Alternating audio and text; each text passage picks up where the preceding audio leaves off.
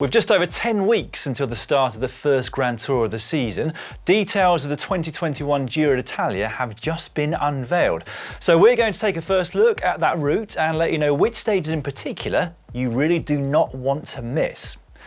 So the race will run from the 8th of May through to the 30th and cover the normal 21 stages of a Grand Tour. Those 21 stages include 2 individual time trials and what looks to be about 5 summit finishes.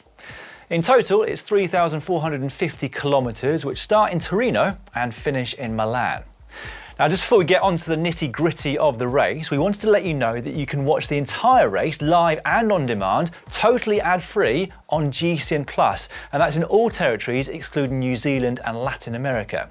And that means that yes, even those of you who live in the USA or Canada who've missed out on races in the past can now join us in watching an entire Grand Tour, plus all the other RCS races like Sanremo, Strade Bianche, Il Lombardia and many more on GCN Plus for the very first time. And we are incredibly excited about that.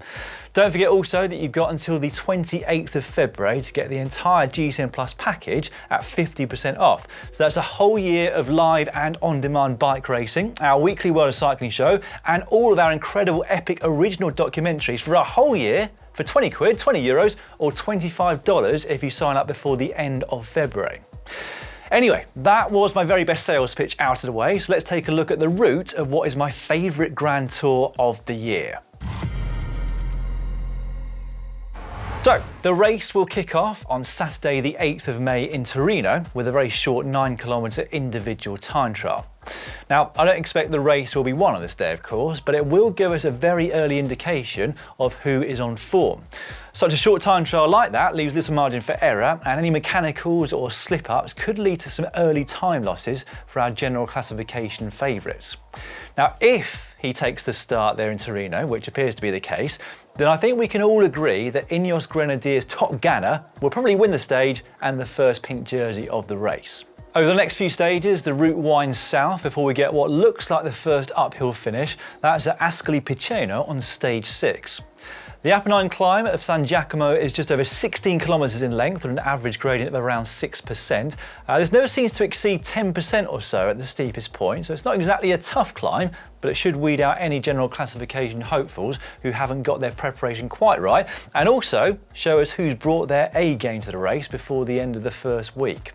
Stage 7 could be another one to watch, as despite being 178 kilometres of flat racing, a large proportion of this takes place on Italy's eastern coastline between Monteresco and Termolo, which is a recipe for crosswinds and echelons, which is a rarity in Italian cycling, but you just never know your luck as a viewer, do you?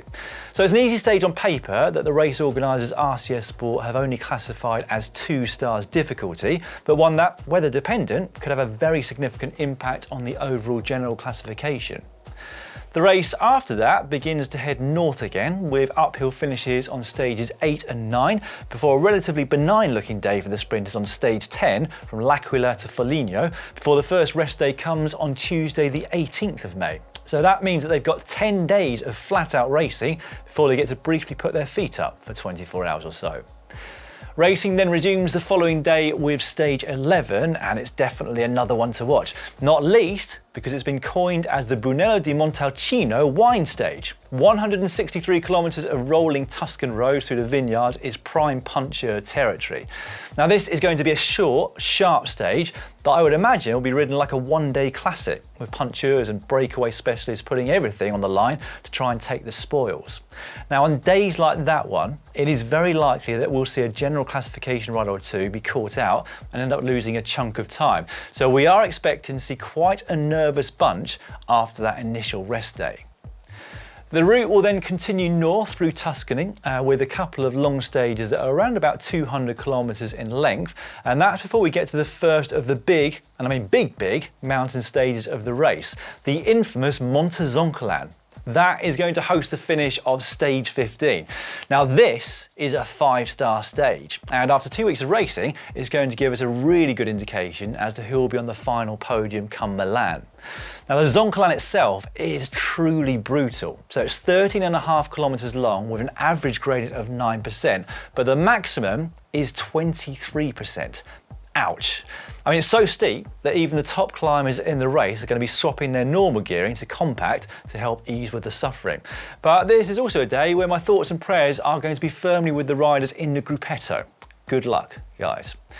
Now, the last time that this climb appeared in the Giro d'Italia was back in 2018, 3 years ago. The stage itself won by Chris Froome, riding at the time for Team Sky, who then, against all odds, went on to win the race overall.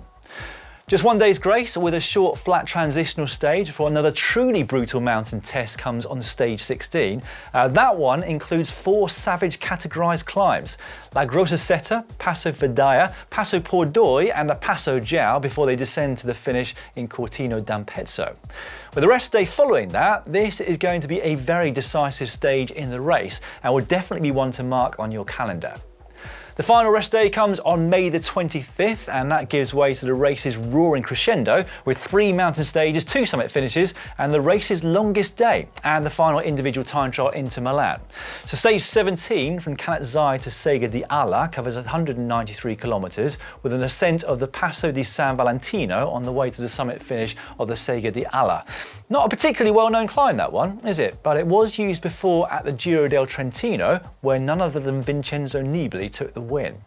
It's an 11-kilometre test with a gradient of just over 9% on average, and I think this has got the potential to be a very explosive climb, and depending on how tight the general classification race is at that point, it could be where the Maglia Rosa changes hands. The 228-kilometre stage 18 the following day marks the longest of the entire race, and hopefully this will be raced in its entirety this year as opposed to last. And then stages 19 and 20 are both hard mountain days to finish off the road stages for this edition of the race. And at 178 and 164 kilometres respectively, I'd expect them to be raced pretty aggressively right from the gun. We've got summit finish on stage 19 to Alpe di Mera and an ascent of both the Passo di San Bernardino and the Passo della Spluga on stage 20, which briefly crosses the border into Switzerland.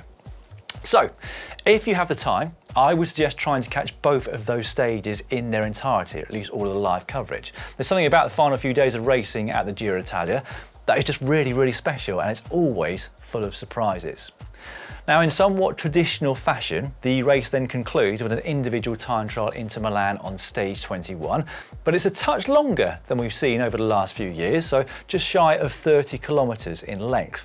Now, we don't know exactly who's going to be racing the Giro d'Italia just yet. If there are any GC riders who rely on their time trial, that is of course the moment to try and do a de Moulin. No, not stopping on the side of the road for number 2, but rather stealing the Maglia Rosa on the very final day of the entire race. So, there it is, a first look at the route for the 2021 Giro d'Italia. I am incredibly excited because I absolutely love the Giro, and I also can't wait to enjoy it with more of our audience than ever before. Don't forget that if you're unable to watch any of those stages live, you will be able to catch up either on demand after the race itself or with short or long form highlights, and we're going to have daily analysis of everything too. We'll also have our usual preview show nearer the time when we have a better idea of which riders will be heading to Italy this May. However, after looking at that route, I think it suits a rider like Egan Bernal, who has said that he wants to do the Giro d'Italia this year. It's never too early to give the GCN kiss of death after all. Who do you think this course suits this year, and who do you actually want to see on the start line of the Giro? Make sure you let us know in the comments section just down below. And also, if you haven't done it already, get yourself subscribed to GCN Plus before the 28th of February so you can catch all of the action live and on demand, ad-free, for 50% off the normal price. Thanks very much for watching. I'll see you again very soon.